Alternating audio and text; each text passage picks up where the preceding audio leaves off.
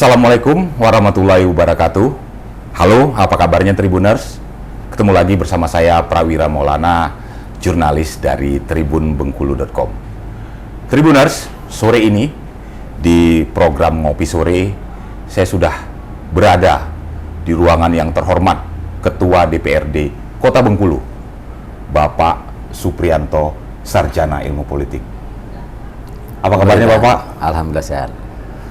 Terima kasih nih sudah menerima kunjungan dan wawancara dari tim tribunbengkulu.com. Tribuners, seperti kita ketahui program Ngopi Sore adalah program wawancara khusus tribunbengkulu.com bersama tokoh-tokoh prominent yang ada di seantero Bengkulu, Pak Ketua. Ya, kali ini, alhamdulillah di tengah kesibukan jadwal Pak Suprianto, Sarjana Ilmu Politik, dia bisa menyempatkan nih di sore ini untuk ngobrol-ngobrol. Pak Ketua, tentang perkembangan terbaru hari ini, kesibukan dari Pak Ketua sebagai Ketua DPRD Kota Bengkulu ini apa saja, Pak Ketua? Yang jelas kalau program di DPRD saat ini kita sedang membahas APBD dan APBDP. APBD murni 2023 dan APBDP 2022. Nah kemarin kita baru nota penjelasan dari Wali Kota untuk Raperda APBDP 2023. 5 September lalu ya Pak Ketua ya? Bukan. Kemarin tanggal 13 hari Selasa kemarin. 13 September. Lalu Pak, setelah ini nanti ada pandangan praksi. Jadi jadwalnya tanggal 19 September itu pukul 9 kita paripurna pandangan praksi.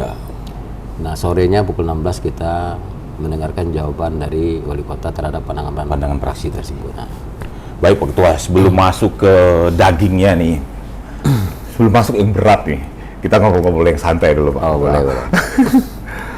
Tribuners, Pak Suprianto sudah memimpin DPRD Kota Bengkulu ini sejak tahun 2019 lalu ya Bapak ya? 21 Agustus. 21 Agustus 2019. Namun kan kita perlu tahu nih, mungkin ada yang sudah tahu, tapi ada yang perlu di-refreshing lagi memorinya tentang sosok yang satu ini, Pak Suprianto, tentang perjalanannya. Kita ingin tahu bagaimana sih Pak perjalanan karir politik Bapak sebelum akhirnya bisa duduk sebagai Ketua DPRD Kota Bengkulu ini. Bagaimana Pak perjalanannya? Panjang ini. Panjang. Berhari-hari saya Pak. Cukup panjang ya Pak ya. Titik poinnya saat Bapak memutuskan untuk menjadi politisi itu kapan kira-kira Pak? Tahun 98 akhir. 98 akhir? Ya. Masa reformasi? Ya, setelah reformasi. Reformasi. Bagaimana itu Pak perjalanannya? Kita ceritakan semua nih. Iya boleh Pak. Jadi dulu di Pagar Dewa itu ada kakek kami, ya kan. Dia mantan anggota DPRD Kota Bengkulu ini. Mantan anggota DPRD. Namanya Pak Buhari Kasim. Dan ada paman saya, sudah almarhum semua ya dua-duanya nih, namanya Busran. Iya Pak. Mungkin karena saya dianggap salah satu pemuda yang cukup punya pengaruh di daerah Jependa Ujung, ya kan. Kalau orang Pagar Dewa bilangnya dulu dusun lame, karena sebenarnya dusunnya Pagar Dewa yang lama itu memang di situ, ya kan. Jadi saya dipanggil untuk ke rumahnya Pak Buhari Kasim itu, datuk kami itu. Bapak tuh pentolannya di dusun lame situ ya. Nah ketika dipanggil waktu itu, saya diminta untuk bantu beliau, ya kan. Cuman mungkin karena komunikasi yang kurang pas waktu itu, saya tidak respect dengan apa yang menjadi keinginan beliau kan. Nah setelah itu saya langsung besoknya menghadap saya ke kantor DPD PAN Kota, menghadap waktu itu Ketua DPD Pak Ismail. Saya bilang, Pak Ketua, saya mau jadi Ketua Ranting PAN Pagar Dewa. Ketua Ranting Pagar. Ya. Dia bilang Ketua Ranting sudah ada di Pagar Dewa. Saya bilang itu bukan orang Pagar Dewa. itu orang pagar alam dan di pagar dewa dia ngontrak. Saya bilang tidak punya pengaruh di situ. Oke. Jadi sekarang saya minta saya jadi ketua ranting. Akhirnya disetujui, saya jadi ketua ranting PAN 2 pagar dewa waktu Saat itulah, hari itulah ya, disetujui langsung. disetujui langsung. Oke. Dan dia kasih bendera karena memang jiwa kita masih muda waktu itu. Jalan poros simpang pagar dewa ke Padang Kemiling waktu itu belum 2 jalur, belum ada trotoar di tengah. Jadi saya pasang bendera di motor, saya muter-muter di rumah, di depan rumah kakek saya, Bu Hari Kasim itu kan, pakai bendera PAN kan. Nah, 99 mereka Enggak, mencalon. muter-muter itu kenapa Pak? Untuk Ya biar menunjukkan bahwa saya bukan ini, Oke. saya sudah pakai bendera PAN itu kan. keliling, karena belum bisa masangi bendera di tengah-tengah ya Pak ya. Terus ya semenjak itu saya jadi ketua ranting PAN Pagar Dewa kan. Ketua ranting PAN, saya nggak ngerti apa-apa, nggak ngerti politik ini. Cuman pada Usia waktu berapa Pak saat itu Pak? Pak Ketua?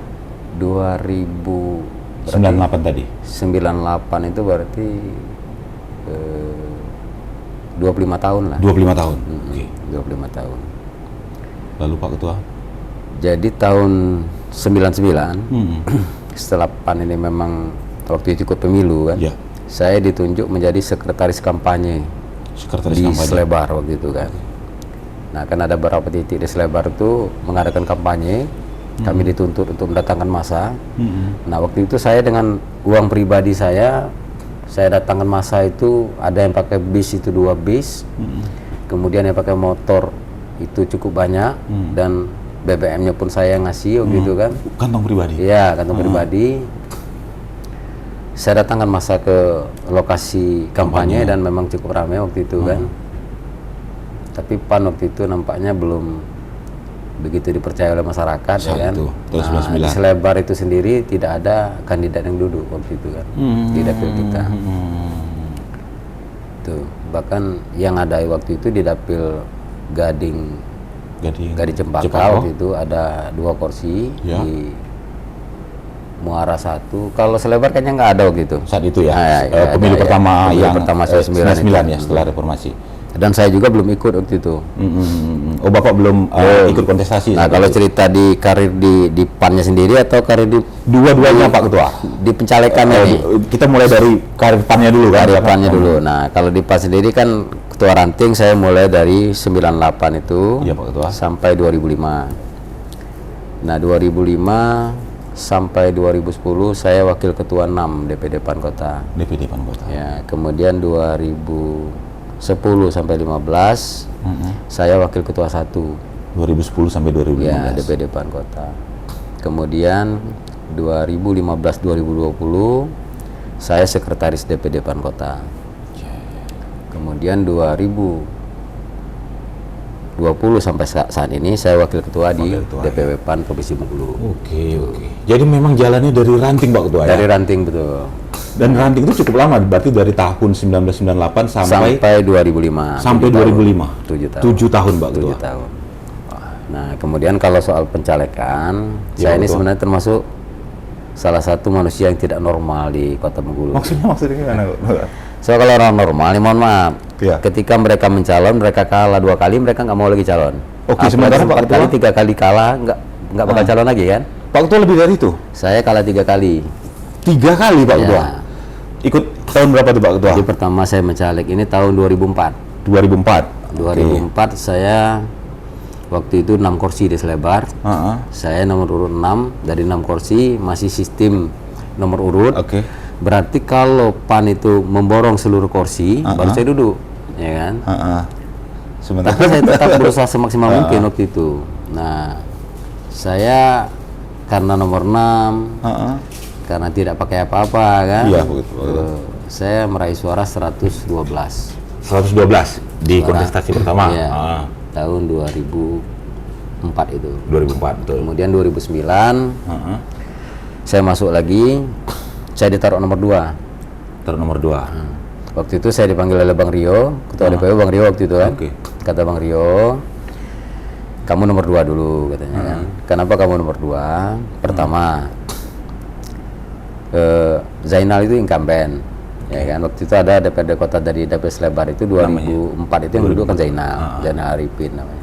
Zainal itu dia incumbent, dia nomor 1, kamu nomor 2. Kemudian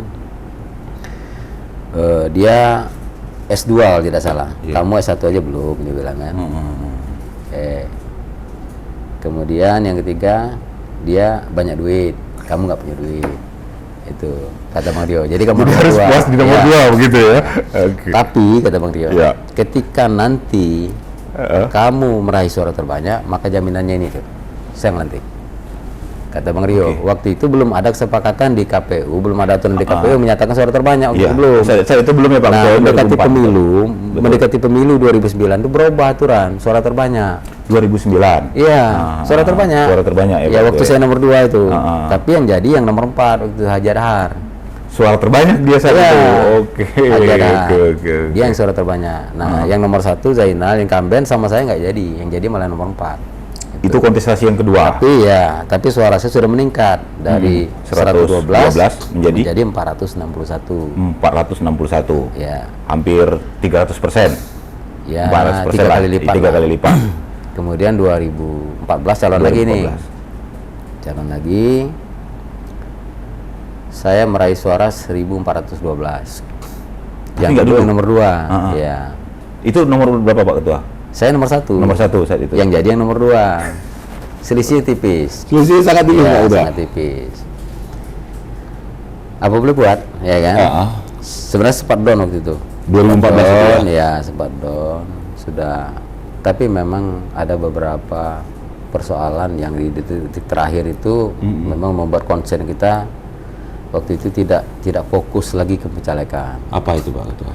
Pada saat menjelang hari H, 1 atau 2 hari sebelum hari H Hari H, itu iya. anak saya yang pertama itu panas tinggi badannya. Panas tinggi badannya. 39 sampai 40-an derajat. Langsung Jadi ya. konsen kita nggak lagi Nggak ke ini, nggak fokus lagi. Sampai dirawat saat itu Pak Ketua. Iya. Oh. Makanya kita nggak fokus, tapi alhamdulillah suaranya masih tetap naik 3 kali lipat dari 461 menjadi 1412. 1412. Ya, di tahun Di 2014. Oke. Peraih suara terbanyak kedua. 2014 Pak Ketua berarti sudah di Di DPD. DPD ya sudah Wakil ya. ketua 1 Wakil sudah. ketua 1 sudah ya. Nah, kebetulan yang duduk rekan kita saudara Tengku Zulkarnain itu. Oh, Tengku oke, Zulkarnain. oke, Tengku Zulkarnain Dan alhamdulillah periode 2014-19 beliau wakil ketua 2 Wakil ketua 2 Di- ya. Di DPRD Kota Bengkulu ini. Nah, 2015 sebenarnya sudah menghindar, udah nggak mau lagi di partai, sudah nggak mau lagi. setelah 2014 itu Pak Ya, Ketua ya. tapi kawan-kawan masih berharap betul. Jadi banyak ketua DPC yang minta saya jadi ketua DPD PAN. Ada lagi yang minta saya jadi sekretaris, dia mau jadi ketua, saya diminta untuk jadi sekretaris.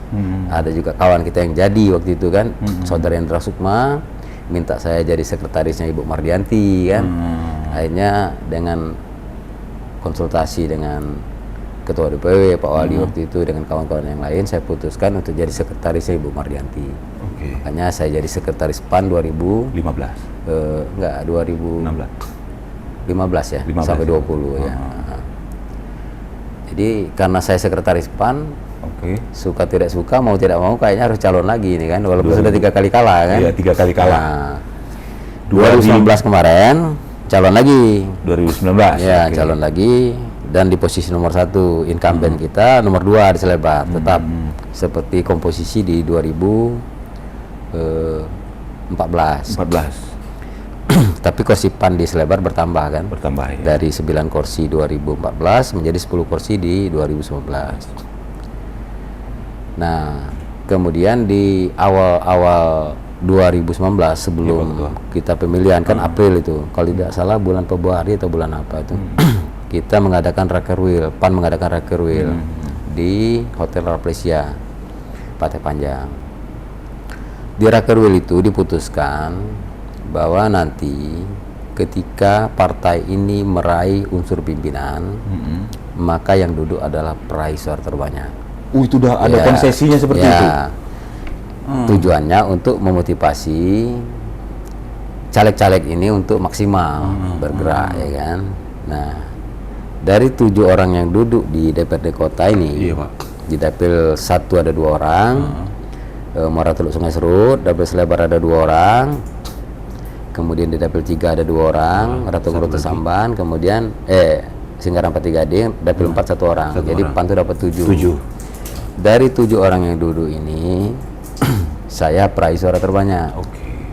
Suara saya pribadi 4.568. Oh, naik 3. Jadi Tiga kali modelnya lipat naik lagi. 3 kali lipat Ya. terus gitu ya.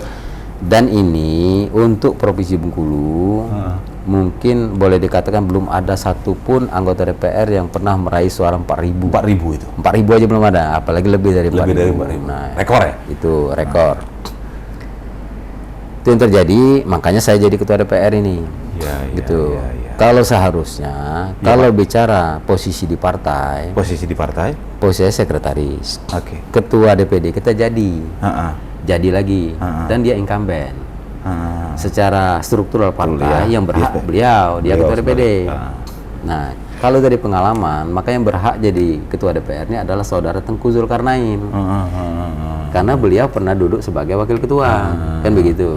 Tapi karena memang kesepakatan partai ini yang duduk adalah peraih suara terbanyak, makanya saya bisa jadi ketua DPR. Nah itu, berarti ini mungkin saya syukuri saja ini bahwa ini memang salah satu takdir yang diberikan di atas. Oleh sebab saya nggak normalnya tadi, kan? Karena sebenarnya kalau sudah 3 kali kalah itu udah nggak mau lagi, ya, kan? Kapok ya, traumatis ya, Pak. Ya. Karena saya sendiri sebelum mencalon itu kan minta restu dari orang tua kan. Oke. Nah orang tua sudah nggak mau lagi ngasih restu Di awal-awalnya. Di awal-awal Saya itu bilang insya Allah mak saya menang ini. Dari dulu katanya kamu ngomong tuh menang, tapi nggak pernah menang. Saya bilang yakin lah kali ini saya menang. Nggak katanya, tidak usah lah. sampai akhirnya orang tua bergerak terus Kalau kata orang Lembah tuh, Dile nggak gile, nah, nanti kamu gila katanya kan, nah, nggak usah lagi lah. Saya bilang minta tolong lah, tolong restui kali. Itu 2019 tuh waktu yang 19 ini ya. 19 ini ya. Untuk dapat restu tuh sulit, tapi akhirnya ya sudahlah kata orang tua, silakan kalau mau coba lagi. Gitu. Tapi cukup yang kali ini saja katanya. Kalau memang tidak jadi sudahlah.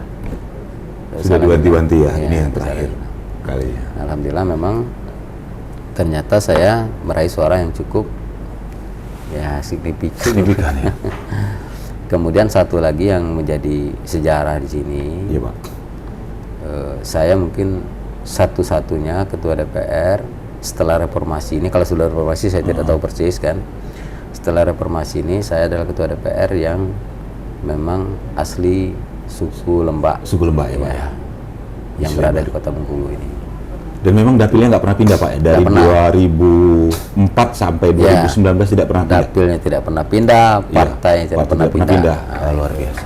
Itu tadi Tribuners, dari pentolan ranting, pentolan selebar, dia keliling-keliling, naik sepeda motor, bawa bendera PAN, sampai berapa? 3 kali gagal ya Pak ya? Jadi ini adalah percobaan yang keempat Pak Suprianto untuk duduk sebagai anggota DPRD, dan di percobaan yang keempat dia berhasil, dan ritmenya itu boleh 4 kali lipat ya, 3 kali lipat 3 kali lipat lah ya, berlebih gitu, 3 kali lipat dari 112 suara sampai akhirnya kemarin 2019 memecahkan rekor di 4.000 berapa Pak? 568. 4.568. Berarti kalau mengikuti ritmenya 4.568 dikali 3, 13.000 duduk. Di 2024 di 12.000 duduk nggak Pak? Biasanya? Provinsi. Oh, duduk. Luar biasa ya. Gile apa Pak tadi Pak istilahnya Pak? Gile gak gile apa namanya Pak? Apanya? Tadi istilahnya gile gak gile apa tadi itu? Bukan, kalau kata orang tua saya kalau nggak jadi lek nggak gile. Lek nggak gile, oke. Nanti kamu gila katanya Nanti. itu. Kalau kemarin nggak jadi, tapi saya bilang insya Allah nggak lah mak, saya bilang kan. Nah itu. Dan beruntung sekali memang di PAN ini punya konsesi bersama bahwa yang bukan secara kepartaian yang duduk sebagai pimpinan di DPRD, tapi suara terbanyak, apresiasi dari partai. Dan itu berlaku hanya di Provinsi Bengkulu. Oh gitu Pak? Iya, kebijakan lokal ini kan hasil rakerwil nih. Oke. Rapat kerja wilayah, DPW PAN Provinsi Bengkulu, bukan Rakernas. Tapi kan penunjukan tetap dari atas loh Pak? Enggak? Iya, tapi ini kan sudah ada keputusan rakerwil. Rakerwil ya? Keputusan tertinggi di wilayah itu ya di rakerwil itu. Ya harus disepakati, kan begitu. Baik, jadi duduk pertama kali di legislatif langsung menjadi anggota DPRD. Jadi ketua. Jadi ketua. Kalau nggak Sorry, salah. maaf. Jadi ketua DPRD, luar biasa, Pak. Sempat apa, Pak? Apa tuh waktu terpilih itu bagaimana itu reaksinya? Saya biasa aja lah. Biasa saja ya, Pak. Biasa aja. Biasanya. Cuma memang saya memang bersyukur saya jadi. Bahkan di awal-awal, Iya. saya sempat tolak posisi ketua DPR ini. Oh gitu. 2 kali saya sampaikan dengan Pak Wali itu, tunjuklah yang lain. Karena saya menghargai satu ketua DPD kami. Iya. Kemudian saya menghargai wakil ketua DPR yang lama. Jadi waktu itu saya bilang tunjuklah yang lain Pak Wali.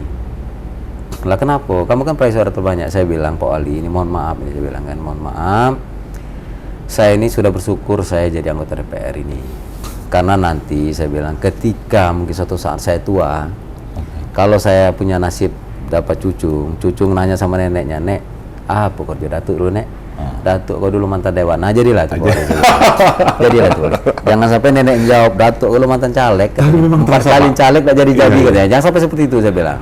Tapi atribusi datuk-datuk seperti itu memang terasa begitu membanggakan Ya, bagi makanya cucu-cucu. itu saya bilang, saya nggak terlalu ambisi untuk jadi ketua DPR ini. Saya suruhlah orang lain Pak Ali, saya bilang. Karena saya memang jadi anggota saja sudah saya syukuri. Sudah saya ya. syukuri. Tapi pada waktu itu karena ini adalah hasil rakerwil Ya. dan Pak Wali sendiri sudah berbicara di banyak media waktu itu bahwa ini keputusan partai. Tentu kalau ini tidak dilaksanakan, Pak Wali sendiri mungkin dianggap tidak komitmen. Oleh Mulanya sebab Bapak itu kenapa? Tidak percaya diri atau seperti apa, Pak? Atau menghormati senior atau seperti yang jelas apa? saya menghormati senior. Oh, Saya oke. kan hanya sekretaris, ketua kami kan duduk. Saya baru, yang lama mantan Iya. pimpinan duduk. Mantan pimpinan Begitu. Ya Lebih kan? ke situ. Lebih ke situ. Menghormati Toh saya senior. pikir nanti juga masih banyak waktu. Kita Iya. kan masih, ya walaupun tidak terlalu muda tapi dianggap masih muda lah kan. Waktu dilantik kan saya baru 46. 46 tahun pas dilantik ya, Pak ya? Iya kan. Masih Mungkin muda. ke depan giliran Iya. kita. Saya pikir seperti itu waktu itu. Tapi kemudian ya akhirnya ya Karena memang mungkin sudah digariskan Amanah untuk ya, Pak. kita amanah, ya populer kita terima kan. Karena memang partai yang minta, ya kita siap. siap. Pada prinsip saya bilang saya siap. Tapi kalau boleh, saya berharap tunjuk yang lain dulu. Oke. Tapi ketika ini perintah, ya siap. Baik. Gitu. Ini mumpung ngobrolin tentang perjalanan politik Pak Suprianto, 2024 18 bulan lagi. Kurang lebih lah, Pak. 18 Iya. bulan lagi. Rencananya ke depan. Tadi kan ngobrolin yang sudah-sudah. Kalau ke Iya. depan tadi nengok hitungan 3 kali lipat Saya lagi. sebenarnya mengalir saya dulu. Mengalir dulu? Ya mengalir dulu. Tapi kalau untuk DPRD kota saya pastikan tidak. DPRD kota tidak. Ya, karena saya sudah janji dengan kawan-kawan di partai, Iya, ketika memang saya jadi, Mm-mm. saya cukup 1 kali di 1 tingkatan itu. Berarti saya kan tingkat 2, ya cukup 1 kali. Itu. Ini yang dipegang orang itu adalah kata-kata kita. Kalau ketika kata-kata kita sudah tidak dipercaya orang, ya sudah, repot kita. Apalagi yang mau dipegang Ya, dari seseorang ya, betul. Pak ya. Sebab Oke. itu kalau untuk ke depan yang bisa saya pastikan di tingkat 2 saya tidak lagi lah. Di tingkat 2 tidak lagi. Artinya tingkat 1 melihat perkembangan seperti itu. Tingkat 1 saya tergantung Pak Wali aja lah. Tergantung Pak Wali ya. Ya karena Pak Wali beliau ketua DPW kita kan. Oke. Tergantung perintah beliau kemana, saya insya Allah ikut. Tapi kalau bicara keinginan, Iya, Pak. keinginan saya pribadi, saya ingin Tingkat pusat. loncat 2 kali lah dari Tingkat sekarang pusat? ini. Ya kalau memang diperkenankan saya ingin DPR RI. DPR RI. Ya. Baik. Kalau diperkenankan. Kalau diperkenankan ya, Pak. Tapi kalau PAN tidak, di pun tidak DPR RI masalah. Bengkulu Ibu Dewi Koryati. berapa orang, Pak? 1 ya? Satu. Kan DPR RI dapil kita kan cuma 4 orang. Empat orang ya, Pak ya? 4 orang. Oke. Namanya ambisi, bukan Bukan ambisi, ambisi. bukan. Maaf, saya salah. Tribuners.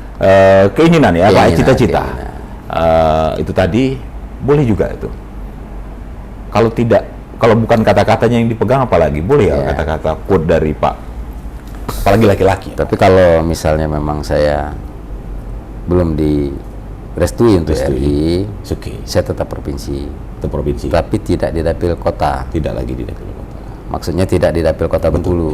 Tidak Kan di. kita banyak kabupaten nih. Oh begitu. Ya, Maksud bapak mungkin saya keluar dari dapil saya, Oh, keluar gitu. dari zona aman lah.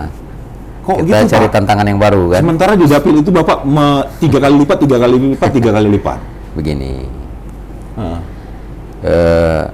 tidak ada tantangan ketika kita maju memang Iya. di daerah yang memang basis kita sudah jelas kan begitu.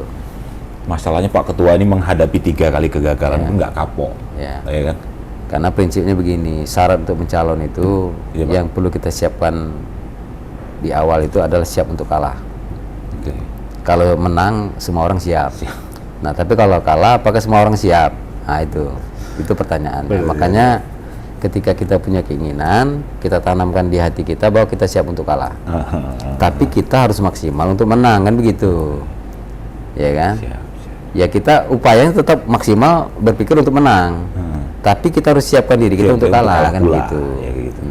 Sehingga ketika kalah, Ya nggak masalah kan salah. itu. Atau bisa Menang mencoba pun sekali kita biasa saja. lagi. Biasa saja. Nah, itu. Oke. Itu tadi wah saya nggak menyangka ya ternyata perjuangan Pak Ketua begitu berdarah-darah tuh Pak kalau Cukup berdarah. Oke Pak Ketua. Artinya itu tadi bahwa kalau nggak meloncat ke tingkat pusat ketika tidak ada restu dari Ketua DPW ya paling tidak di provinsi. Tapi saya pastikan bukan dapil kota. Dapil kota. Nah, Mau dapil yang pindah lagi dia ke dapil mana lah Pak Acor-acor. Nantilah. Nantilah kita ini kan. Jangan dulu sekarang. Padahal kita aman betul ya. Kalau di kota ya aman betul ya Pak ya. Istilahnya kan? Ya, aman. Aman, Kami di Pagar Dewa itu begini, Iya. ya kan. Di Pagar Dewa itu boleh dikatakan di sana pentolan-pentolannya politik juga banyak di sana. Banyak di sana ya, Ya. Pak. Ya. Kemarin waktu 2019 ini Heeh. yang perlu digarisbawahi oleh kawan-kawan itu, Iya. kami yang masih ada hubungan keluarga Itu berapa orang? itu yang nomor 1 aja 5 orang. Saya satu TPS itu, satu RT, satu TPS itu nomor 1 3 orang. Masih ada hubungan keluarga semua. Nomor 1 3 maksudnya Pak nomor 1 3 orang? Itu belum nomor-nomor yang lain. Nomor 1 Gerindra, Gerindra, itu oke. keluarga saya. Masih nomor keluarga 1 tuh? Golkar keluarga kita. Nomor 1 Hanura keluarga kita. Nomor 1 PBB keluarga kita. Dan Apa itu? saya nomor 1 PAN. 2 pupu sepupu atau apa satu nenek saya satu Yang kakek, satu kakek sama Gini Datuk. Yang satu satu Ci. sepupu. Ci itu bibi. si bibi oke. Ya tante. Yang 2 paman. Ya. Itu. Oh jadi nomor 1 ya. Ya. Yang jadi kami 3 orang. Satu Oke. TPS itu, satu RT kami jadi 2 orang. Jadi 2 orang satu RT tadi. Satu RT. Dari partai yang berbeda tadi Iya. ya. Keluarga. Keluarga. Oke. Jadi memang yang bentolan-bentolan Pagar Dewa tadi itu ya Pak ya. Dan ini mau apa mungkin Bapak mau kasih kesempatan sama yang baru seperti itu. Yang jelas pertama di PAN sendiri kemarin saya tandem dengan saudara saya Dempo kan untuk DPRD provinsi dan beliau dapil kota Dapil kota. dan beliau masih tetap ke provinsi dapil kota insya Allah ke depan kan begitu Jadi nanti supaya tidak ada ya. persaingan seperti itu. Ya saya Boleh juga. tentu harus backup dia ketika Iya. saya misalnya maju Iya Pak. suara Dempo di selebar 5.400 Saat itu. ya mungkin kalau saya maju yang 5.400 bisa jadi 5.000-nya kan ke saya. Iya betul. Ya Dia kan? tidak mendapatkan suara. Karena kan gandeng suara itu kemarin. Gandeng. Beliau dapat 5.400. 5.400, saya dapat 4.568. Karena apa saya dapat 4.568? Karena itu tadi. Yang nomor 1 aja keluarga 5 orang. Ini pecahnya di situ kan. Nah itu. Nah, tapi ketika misalnya saya maju di provinsi, Ya. tentu suara Dempo akan tergerus di selebar paling tidak. Kan begitu. Iya pasti Nah, tergerus ya Pak ya. itu makanya saya pilih di dapil lain saja lah. Tidak pilihan saja. Ya. Oh, Kita kalau- insya Allah pertahankan satu kursi yang Dempo. Kita cari dapil yang tidak ada kursinya saja kan. Karena PAN di provinsi periode ini memang turun drastis. Dari dulunya di 2014-19 ada 5 kursi. 2019-2024 ini tinggal 2 kursi kita. 2 kursi itu, satu di dapil kota, satu lagi di dapil Seluma yang selama ini 2 periode sebelumnya kosong. Kosong ya Pak ya? Ya. Di Seluma ya Dan Pak ya? alhamdulillah itu memang salah satu yang saya rekom yang di Seluma itu yang jadi itu, saudara Billy itu. Oke. Karena itu anak kawan saya kan. Baik. Jadi Bapak tetap mementingkan itu tadi ya, bagaimana perkawanan sesama politisi, jadi seperti itu, juga tentang masalah partai kedepannya, agar mesin politik partai ini tetap karena begini, bekerja. kalau dibandingkan kemampuan, Iya Pak. kemampuan ya, dalam ilmu politik lah ya kan, saya rasa saudara saya walaupun dia masih muda, Dempo memang lebih bagus dari saya. Gitu. Dia pun lebih muda, ya kan begitu. Kalaupun harus Iya Pak. yang mengalah ya saya yang sudah tua ini mengalah kan begitu. Malah gitu ya Pak ya? Iya, biar yang anak-anak muda aja yang di depan. Baik. Makanya ke depan saya tetap support beliau di kota. Kalau memang ada nasib saya coba di dapil lain yang saat ini tidak ada kursinya, ya kan begitu. Oke.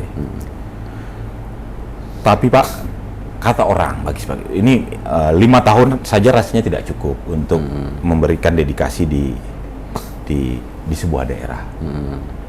Katakanlah untuk konteks saat ini di kota Bengkulu, artinya tidak banyak perubahan-perubahan yang dikerjakan, atau bagaimana Pak? Kalau dibilang tidak banyak ya mungkin salah juga ya kan. Cuman kan karena ini kota, perkembangannya pesat, terkadang apa yang kita lakukan itu memang tidak nampak ya kan begitu. Tapi saya rasa semenjak zaman Helmi Hasan ini, kalau memang masyarakat ingin menyadari bahwa sebenarnya sudah banyak juga perubahan yang ada di kota ini.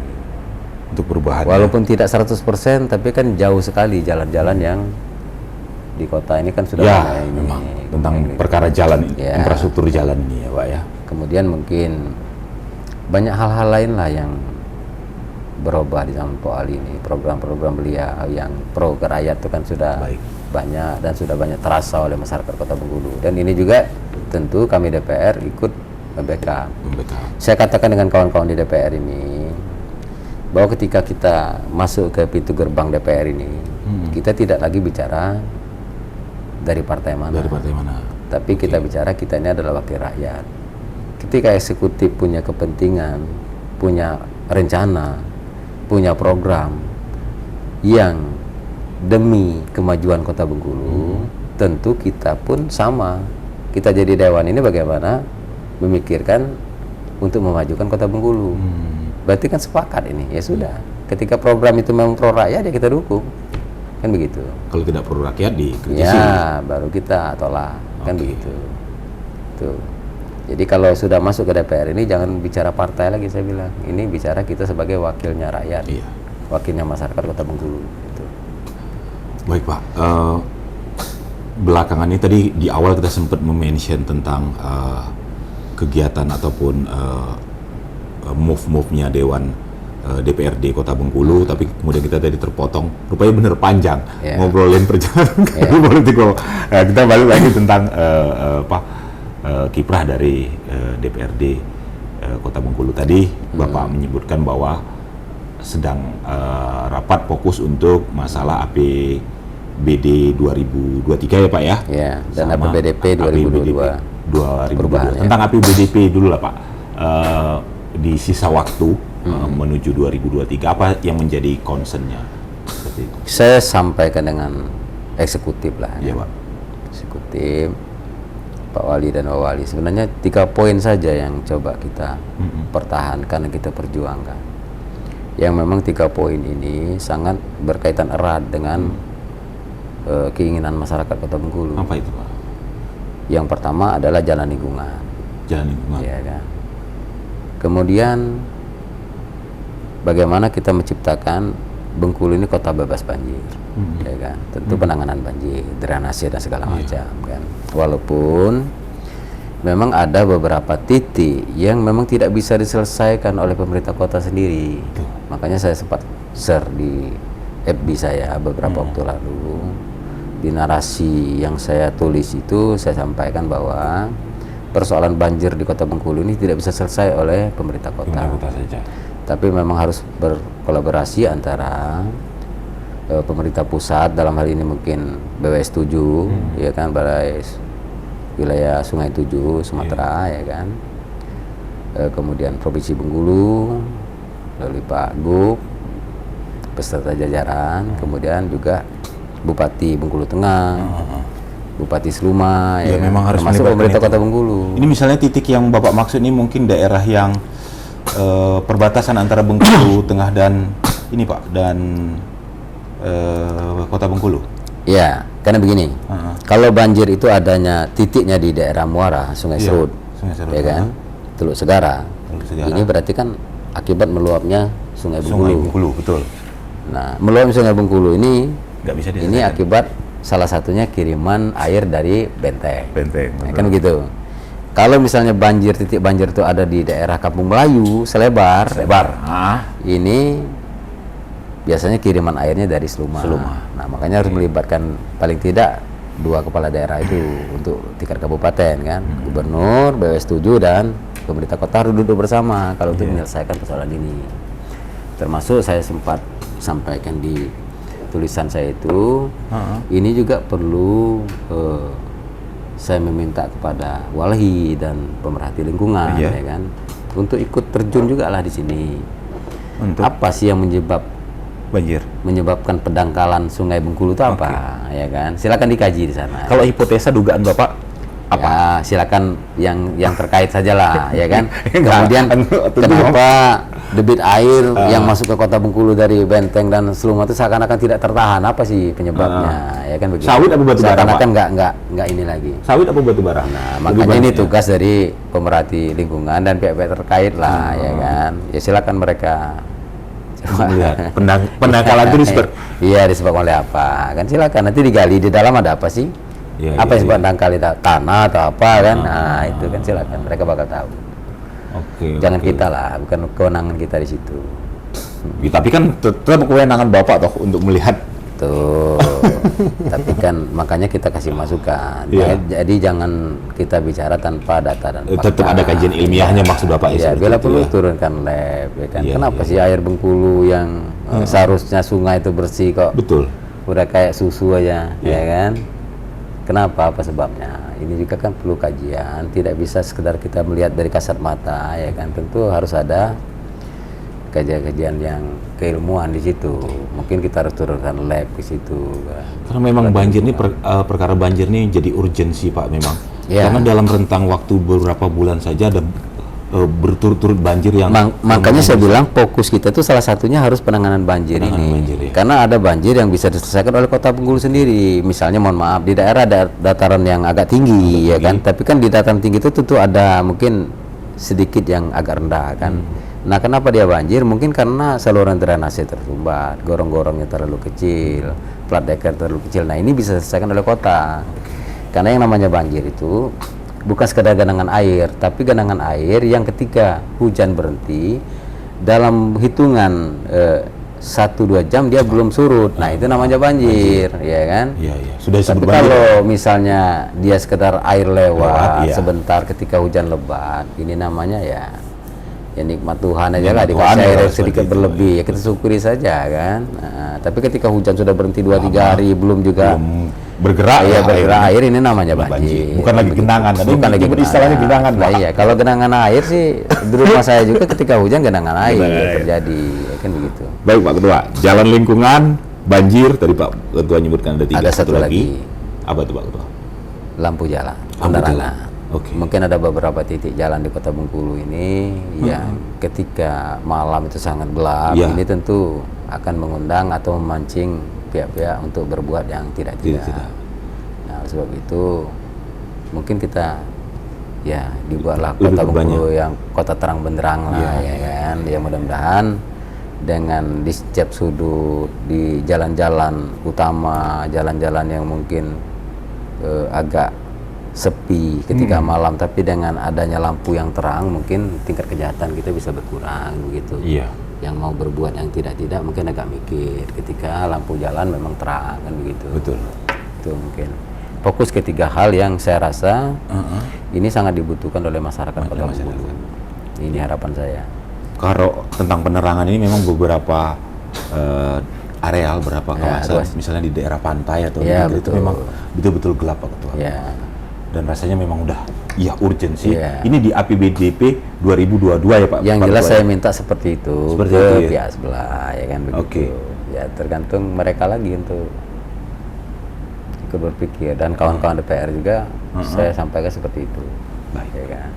Nanti kan tergantung kesepakatan. Nah, kita lihat anggaran juga. Ya, betul. Anggaran kita terbatas kan. Ya kan. Makanya saya bilang sama kawan-kawan, tidak bisa kita samakan daerah kita dengan daerah lain. APBD Kota Bengkulu ini sama dengan anggaran trotoarnya DKI.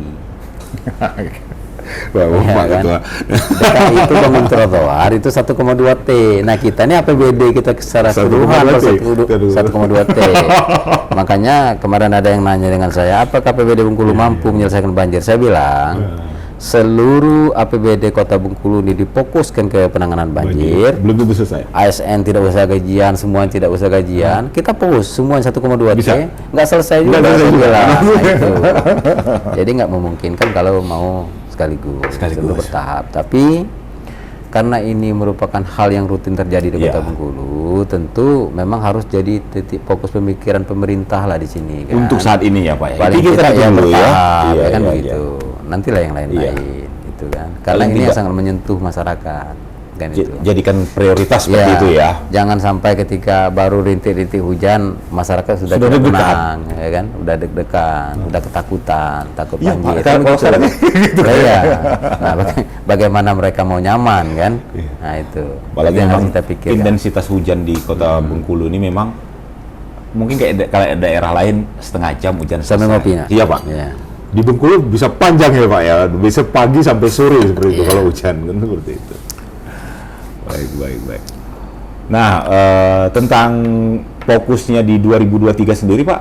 Yang Sama, saya rasa itu tetap- aja. tetap Melanjutkan itu ya? saja lah, melanjutkan itu Tiga saja. hal tersebut, Tiga hal itu. lebih. Yang menurut hemat saya paling menyentuh. Amin. Ya kan? Izin, Paling Pak, saya menyentuh. bilang. Mantap Pak Ketua. Di Baik. samping mungkin satu hal lagi, ya, Apa itu Pak Ketua? untuk membangkitkan ekonomi masyarakat kan, Ya. UMKM segala macam itu. Pasca Covid. Pasca Covid, Betul ini yang Pak paling Ketua. penting. Itu mau saya tanyakan itu. Ya. Oh itu ya. Seperti itu Kita tidak bisa ini harus ya kan. Covid sudah selesai Pak Ketua. Katakanlah seperti itu walaupun masih ada yang terinfeksi. Ya. Hanya saja secara umum general kita sudah bisa menguasainya lah. Jadi endemi bahasanya. Ya. Artinya tidak ada alasan lagi adanya perlambatan yang mungkin disebabkan oleh COVID kan seperti Ya. itu karena paling tidak pemerintah atau otoritas terkait harus menemukan formulasinya. Nah untuk pemulihan pasca COVID ini Pak Ketua, kira-kira Itu tadi, yang jelas masyarakat harus ikut hadir di sini kan. Paling tidak bagaimana memikirkan ya, masyarakat yang kemarin mungkin ya pengusaha UMKM lah, UMKM ya, kendala Pak, ya. modal segala macam, mungkin karena COVID kemarin ya habis-habisan ya memang. habis-habisan. Ini perlu kita pikirkan bagaimana solusinya. Mungkin apakah kita melalui dinas koperasi kita bantu kan, atau mungkin melalui dinas sosial, atau pemerintah sendiri mengintervensi misalnya bank-bank daerah ya kan, ikut memberi bantuan modal untuk masyarakat biar ekonomi ini segera bangkit kan begitu. Pada saat COVID dulu saya pernah sampaikan sebenarnya ketika kita melaksanakan pembatasan dulu ini tidak boleh, itu tidak boleh. Saya bilang ini dampaknya luar biasa untuk ekonomi. Saya bilang sebenarnya lebih dahsyat dari dampak COVID ini sendiri, ya kan. Kalau COVID ini sendiri mungkin yang meninggal satu hari 1-2 orang saja, tapi ketika semua dibatasi, ini tidak boleh bergerak, itu tidak boleh bergerak. Ini yang mati ini mungkin bisa ratusan per hari saya bilang, karena ekonomi lumpuh. Terasa mau mati kan seperti itu kan. Iya. Makanya mungkin salah satu fokus pemerintah juga di situ kan. Bagaimana membangkitkan UMKM ini kan. UMKM itu. Ya, itu. Dari sisi permodalan ya paling tidak Pak Ketua ya. Tidak seperti itu. Bagaimana Akses cara perbankan. pemerintah mengintervensi itu kan. Iya. Karena memang ya semuanya punya semangat untuk bangkit, tapi paling tidak Ya. ya ada yang dibantu ya, Pak Ketua ya, Butuh seperti modal. itu. Sama Butuh dengan modal. misalnya ini, semua punya semangat untuk caleg, tapi Iya. kalau nggak punya modal berhentilah. Paling tidak kan modal untuk sosialisasi, kan gitu. Semua orang pengen ya Pak, gitu ya. Kalau tidak ada modal juga susah kan. Susah, seperti itu. ya. Baik. Pak Ketua, wah nggak terasa nih, lebih, saya rasa 1 jam sudah ini. Nah, kurang Kita tahu. Belum nyampe. Terima kasih nih sudah memberikan insight, pengalaman Pak Ketua tadi yang bagaimana menghadapi kegagalan, lantas juga bagaimana secara psikologis mendapatkan kemenangan kan, seperti itu, dan insight-insight tentang apa yang perlu dilakukan untuk Kota Bengkulu ke depannya. Kami mengucapkan terima kasih Pak Ketua. Ada satu hal lagi. Oh, satu hal lagi, silakan Pak Satu hal Ketua. lagi saya sampaikan, mungkin ini yang perlu kita ingat sama-sama kan, Iya. bahwa tugas manusia ini berusaha semaksimal mungkin dan berdoa. Berusaha berdoa. Ya, selebihnya keputusan terbaik ada di tangan Allah. Wah. Itu saja. Iya. Nah, ini untuk para caleg biar nggak stres. Nah, itu kan. Jadi kalaupun kita kalah, memang itu yang terbaik. Itu yang terbaik. Itu terbaik. Itu aja. Itu memang Nah, garis sama halnya ya. saya sebagai ketua DPR ini. Iya Pak. Kalau bicara ke masyarakat mungkin ada banyak yang nggak benar segala macam. Kita tidak mungkin bisa memuaskan semua orang. Betul. Tidak Iya, mungkin semua orang puas sama kita, suka Tapi sama kita, kita ya. kita lakukan sebatas kemampuan kita saja. Sudah, titik. Selebihnya kita serahkan ke atas, sudahlah. Itu. Tidak usah terlalu muluk-muluk, tidak usah terlalu menggebu-gebu, santai saja. Apa yang bisa kita lakukan. Yang memang tidak mampu apa boleh buat, kan begitu. Iya. Ya kan? Berusaha, Kemudian berdoa saya tadi ya, cuma Pak. mengingatkan untuk ya petinggi-petinggi yang ada di Provinsi Bengkulu ini, kalau bisa apapun itu kita berkolaborasi lah ya, Berkolaborasi. bersama-sama lah, bersinergi lah untuk membangun Kota Bengkulu. Jangan lagi Provinsi, ada, ya, betul. Jangan ada Itu melelahkan saling mungkin. beda. Iya. Kadang kita lelah, termasuk kami juga lelah. Iya, baik, ya, kan baik. begitu. Jadi kita sebagai yang diamanahkan saat ini, mari kita bekerja sama lah. Sudah saatnya kolaborasi. Ya, kolaborasi, ya, bersinergi, baik pemerintah provinsi, kota, kabupaten, segala macam. Bagaimana kita memikirkan Provinsi Bengkulu ini punya nilai plus lah ke depan. Itu mungkin. Siap. Terima kasih banyak Pak Ketua. Tribuners, tidak perlu kata penutup lagi karena tadi sudah dibuat konklusinya atau pesannya oleh Pak Ketua. Sekali lagi saya mengucapkan terima kasih Pak Ketua Sama-sama. atas kesempatan yang diberikan, sharing ilmu dan insight-nya tentang diri dan untuk Kota Bengkulu ke depan. Terima kasih Tribuners sudah menyaksikan bincang ini. Sampai ketemu lagi pada ngopi sore selanjutnya dengan tokoh-tokoh prominent lainnya yang ada di seantero Bengkulu. Saya Prawira Maulana. Wassalamualaikum warahmatullahi wabarakatuh. Waalaikumsalam warahmatullahi wabarakatuh.